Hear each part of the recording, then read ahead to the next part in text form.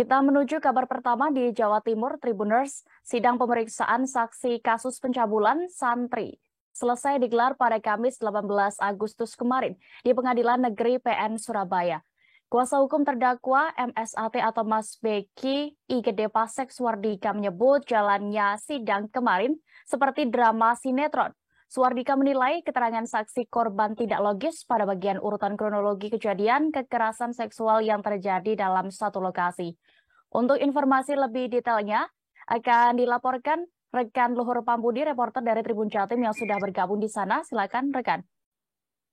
Oke, baik Dea. Jadi sidang lanjutan untuk pemeriksaan saksi atas putra Kiai, Mas Beki berusia 41 tahun atau biasa disebut MSAT, terdakwa pencabulan santriwati yang berlokasi di kawasan Losari, Ploso, Jombang, Jawa Timur.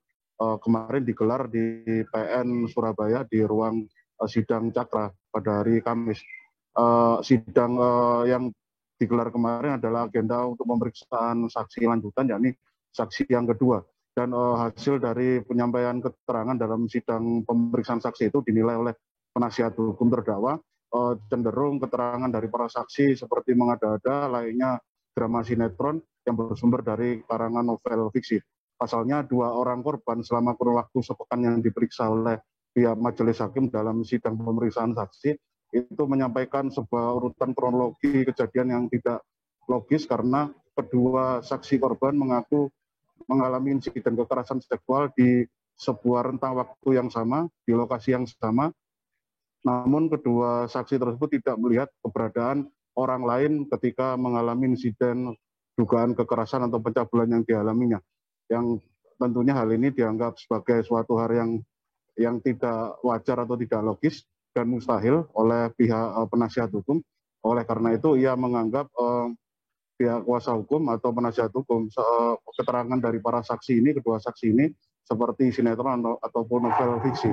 Dan selain itu dari keterangan selain ada beberapa keterangan yang dinilai tidak logis itu, tapi dari pihak penasihat hukum juga mendapati adanya suatu poin penting dari keterangan para saksi yang dianggap oleh pihak kuasa hukum menguntungkan dari pihak terdakwa. Yakni adalah keterangan bahwasanya 2 orang saksi korban ini mengaku secara sama bahwasanya proses pencabulan itu dilakukan oleh MSAT bukan dengan paksaan lainnya seperti dipaksa membuka baju, tapi pihak kedua saksi korban ini mengaku bahwasanya mereka membuka baju sendiri, yang artinya pasal hukum pemerkosaan yang disangkakan terhadap terdakwa itu terbantahkan karena kalau memang benar-benar terjadi insiden pemerkosaan, artinya di situ ada beberapa bekas tanda-tanda semacam pemaksaan seperti membuka baju, membuka kancing atau membuka pakaian-pakaian dari korban yang terdapat di dalam kronologi kejadian yang ditulis BAP kepolisian ataupun yang tertulis di dalam dakwaan dari pihak tersangka. Dan hari ini kami sampaikan juga bahwasanya sidang lanjutan untuk pemeriksaan saksi masih akan dilakukan karena memang berdasarkan keterangan dari pihak JPU atas sidang kasus ini ada sekitar 40 orang saksi yang akan dilibatkan untuk dimintai keterangan dalam sidang pemeriksaan saksi. 30 orang diantaranya adalah saksi yang diduga terlibat dalam insiden tersebut atau insiden dugaan pencabulan tersebut. Kemudian 10 orang lainnya adalah saksi ahli.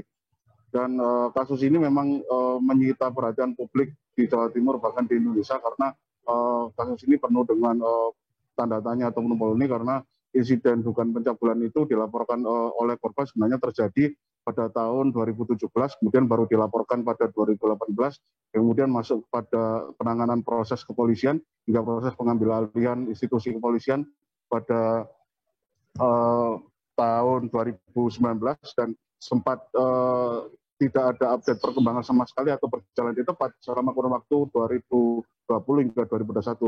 Dan di pertengahan tahun 2022 kemarin terjadi insiden penangkapan paksa atau mengambil paksa terhadap pihak tersangka yakni Mas Beki ini dari tempat persembunyiannya di pesantren kawasan Jombang, Losari Ploso Jombang, Jawa Timur yang dilakukan oleh ratusan orang kepolisian gabungan dari Polres Jombang dan pihak Polda Jatim hingga video aksi penangkapan paksa yang dilakukan oleh kepolisian itu sempat viral di media sosial. Demikian dia kembali ke studio.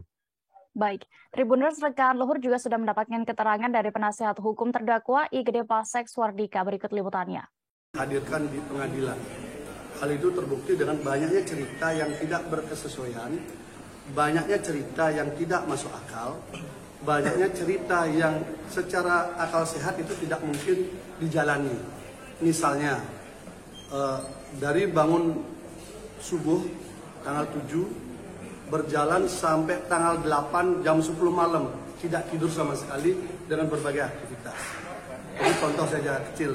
Saya kira orang biasa sulit melakukan itu. Terus yang kedua, adanya peristiwa yang konon katanya ada dugaan persetubuhan di waktu hari yang sama, di tempat yang sama, orang yang berbeda. Dua saksi yang ada ini.